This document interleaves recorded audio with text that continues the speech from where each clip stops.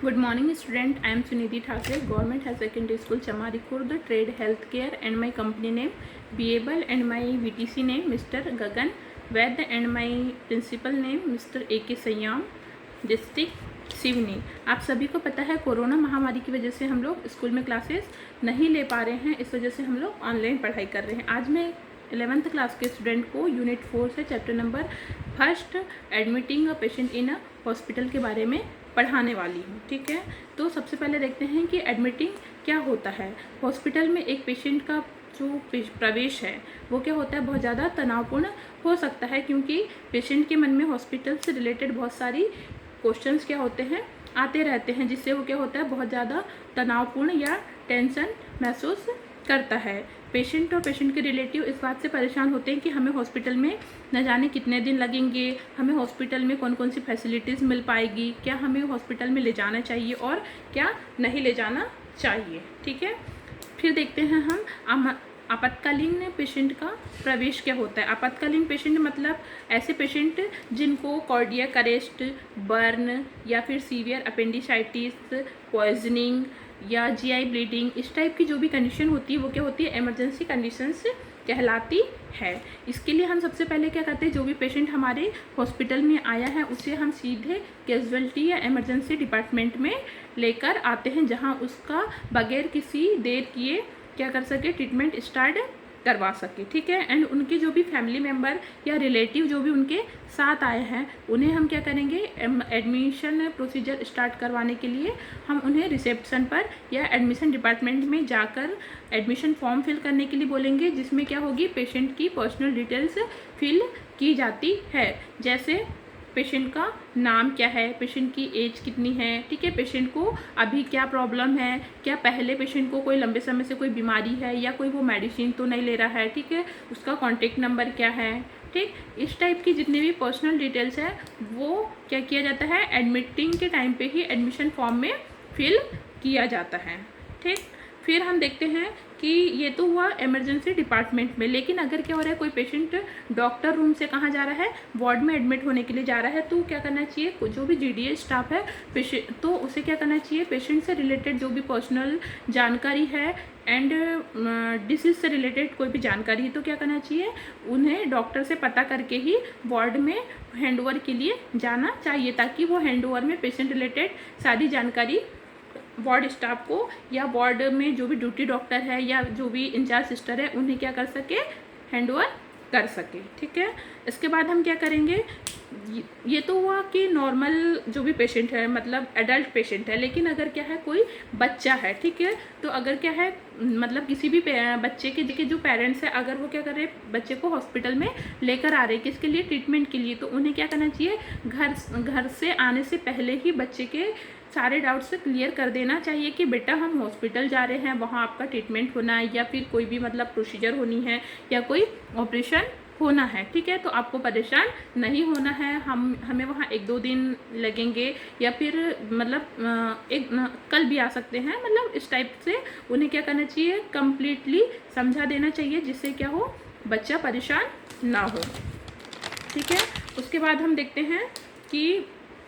बच्चे के जो भी क्वेश्चंस है उसका पेरेंट्स को कम्प्लीटली मतलब आंसरिंग करते बनना चाहिए, जिससे क्या हो, बच्चा मतलब परेशान ना हो। ठीक है, इसके साथ ही क्या करना चाहिए, जो भी हॉस्पिटल में स्टाफ है, जीडीएस स्टाफ या फिर मतलब नर्सिंग स्टाफ, उन्हें क्या करना चाहिए, बच्चे के समझ में आने वाली लैंग्वेज का यूज़ करना चाहिए, जिससे बच्चा अच्छा फील कर सके। एंड बच्चे के इंटरटेनमेंट के लिए बच्चे के जो मतलब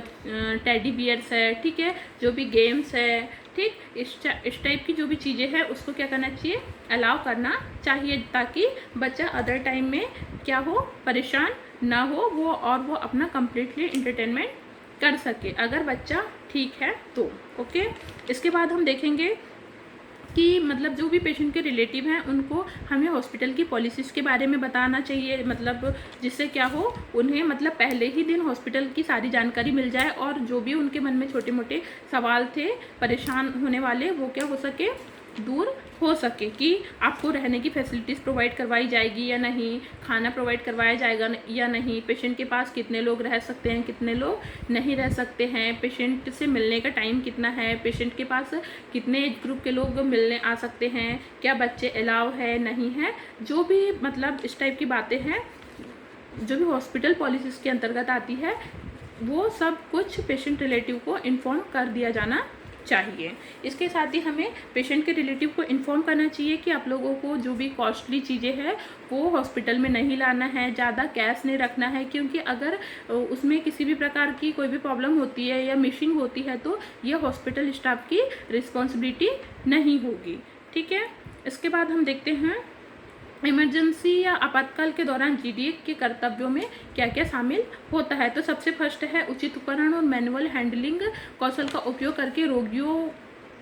को एम्बुलेंस वाहनों में लाया जाता है और सुरक्षित रूप से स्थानांतरित किया जाता है। जो भी पेशेंट क्या हो रहा है हॉस्पिटल में आ रहा है, ठीक है, तो हमें मतलब एक जीडीए स्टाफ को क्या होना चाहिए, इतना मतलब इतने डिसीजन लेने में कैपेबल होना चाहिए कि हमें पेशेंट को किस तरीके से एम्बुलेंस से शिफ्ट करना है, कहाँ इमरजेंसी डिपार्टमेंट में या वार्ड में, स्ट्रेचर में करने लायक है पेशेंट या फिर व्हील चेयर में करने लायक है, जैसे भी है तो क्या है डिसीजन उस चीज़ के लिए हमें किस किस कोड का यूज़ करना है। तो मतलब जैसे हॉस्पिटल में पॉलिसीज होती है कि कार्डियक अरेस्ट के लिए हम कोड ब्लू या बेबी मिसिंग के लिए कोड पिंक, ठीक है, बर्निंग के लिए कोड रेड, इस टाइप के कोड के बारे में उन्हें पता होना चाहिए। उसके बाद है किसी भी मतलब फर्स्ट एड या इमरजेंसी ट्रीटमेंट में सहायता करना चाहिए। अगर वहाँ कोई सीनियर स्टाफ नहीं है और जीडीए स्टाफ को नॉलेज है तो उन्हें मतलब जो भी प्रोसीजर चल रही है उसमें क्या करना चाहिए, हेल्प करवानी आनी चाहिए। उसके बाद क्या है पेशेंट की निगरानी और उपचार तक और मतलब कंप्लीट उपचार तक उसका क्या करना चाहिए, ध्यान रखना चाहिए। पेशेंट क्या हुआ कि मतलब हमारे पास तो आ गया, ठीक है, उसके बाद हमने उसे एडमिट भी करवा दिए, तो इसका मतलब ये नहीं कि अब हमें पेशेंट पे बहुत ज़्यादा ध्यान नहीं देना है। पेशेंट के आने से लेके हॉस्पिटल से जाने तक हमें क्या है पेशेंट का पूरे टाइम ध्यान रखना है एंड कंटिन्यू पेशेंट को ऑब्जर्व करते रहना है। ठीक है, फिर है हैंडओवर के टाइमिंग पे हमें पेशेंट रिलेटेड कंप्लीट जानकारी देनी चाहिए, जिससे क्या है जो भी नेक्स्ट स्टाफ है उसके मन में कोई भी डाउट ना रहे। फिर है कठिन परिस्थितियों में हमें घबराना नहीं चाहिए और कंप्लीट फुल कंसंट्रेशन के साथ कार्य को करना चाहिए। फिर आ जाएगा अक्सर चुनौतीपूर्ण परिस्थितियों को समझना चाहिए और आदर के साथ पेशेंट और रिलेटिव के साथ कम्युनिकेट करना चाहिए। अगर क्या है हमें किसी सीनियर स्टाफ ने कुछ बोल भी दिया, अगर हम किसी प्रकार के कोई टेंशन में भी है तो हमें उसका जो टेंशन मतलब गुस्सा है वो क्या है पेशेंट या पेशेंट के रिलेटिव के ऊपर नहीं निकालना चाहिए, हमें उनसे प्यार से ही कम्युनिकेट करना चाहिए। फिर देखते हैं प्रशिक्षण और विकास विभाग। इमरजेंसी कंडीशन को संभालने के लिए जीडीए में कौन कौन से गुण होने चाहिए। ठीक है, तो सबसे पहले हम देखेंगे कि दूसरों की सहायता करने और देखभाल करने की वास्तविक इच्छा होनी चाहिए। एक जीडीए स्टाफ अगर हॉस्पिटल में वर्किंग कर रहा है तो उसे क्या करना चाहिए, मतलब हॉस्पिटल में जो भी पेशेंट या उनके रिलेटिव को किसी भी प्रकार की किसी भी हेल्प की आवश्यकता है तो उसे क्या करनी चाहिए, उनकी हेल्प करनी चाहिए। फिर आ जाएगी भावनात्मक लचीलापन होना चाहिए, उसे मतलब जीडी स्टाफ को देखने से ही मतलब उसमें किसी भी प्रकार का मतलब उसका नेचर क्या होना चाहिए, बहुत ज़्यादा सॉफ्ट होना चाहिए कि कोई भी इजीली उससे क्या कर सके, हेल्प ले सके। ठीक है, उसके साथ ही क्या होना चाहिए, अच्छा बोलचाल और लिखित संचार कौशल होना चाहिए। जीडी स्टाफ को मतलब वो बातचीत में बहुत ज़्यादा क्या होना चाहिए, एक्टिव होना चाहिए कि वो किसी की भी प्रॉब्लम को क्या कर सके, इजीली पता कर सके। ठीक है, पेशेंट अपनी प्रॉब्लम इजीली जीडी स्टाफ से बोल सके, ऐसा जीडी स्टाफ का नेचर होना चाहिए। फिर है अच्छा सुनने का कौशल होना चाहिए। ये नहीं कि जीडी स्टाफ के पास टाइम नहीं है तो क्या करे जीडी स्टाफ पेशेंट या पेशेंट